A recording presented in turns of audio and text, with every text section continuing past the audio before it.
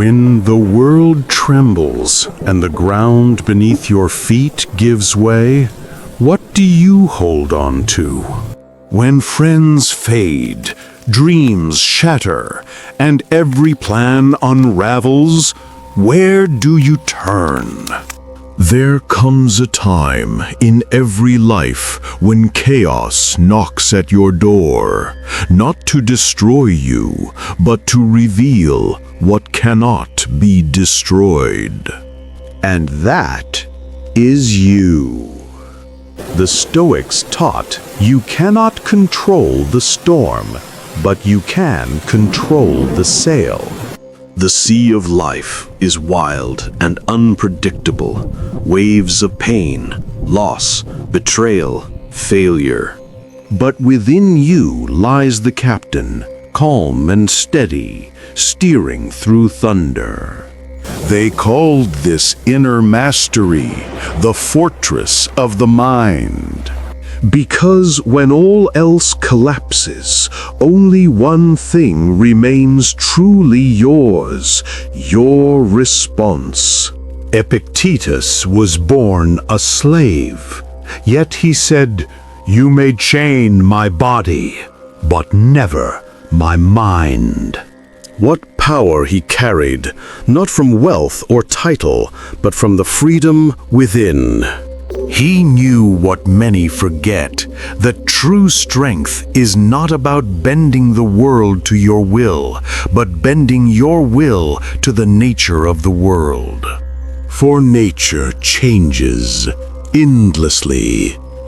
The seasons shift, the stars burn out, even the strongest trees fall, and yet the river flows, unbroken, unbothered, faithful to its course. Be like the river. Marcus Aurelius, Emperor of Rome, ruled the greatest empire of his time, yet his greatest victory was over himself.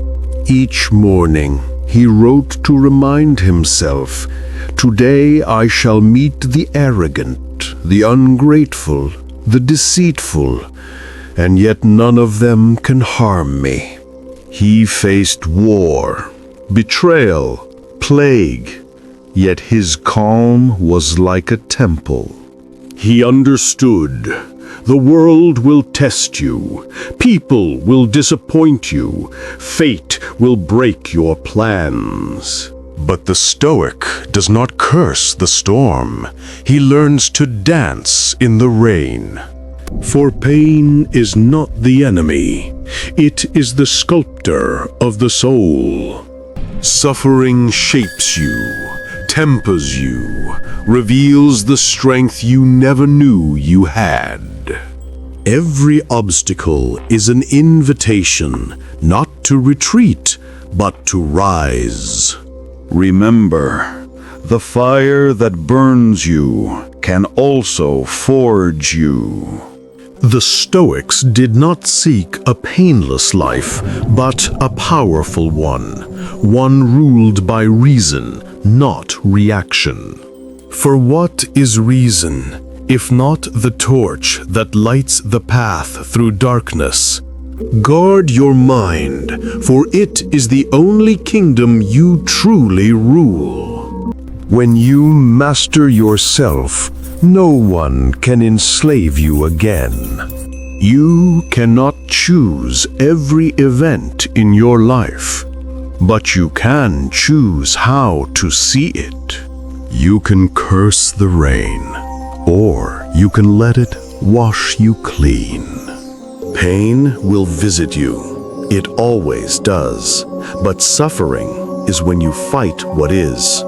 When you stop fighting reality, when you breathe, when you say, "This too is part of the path," then peace begins to grow, quietly, deeply, like roots beneath the earth. The Stoic path is not about emotionless silence. It's about steady courage.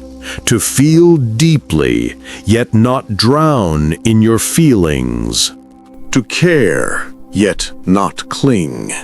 To love the world, yet not depend on it to stay the same. Because it won't.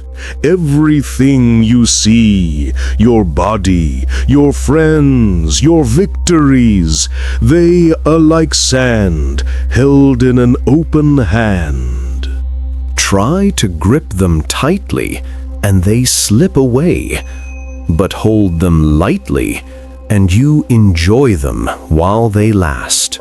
Seneca once wrote, "He who has learned how to die has unlearned how to be a slave."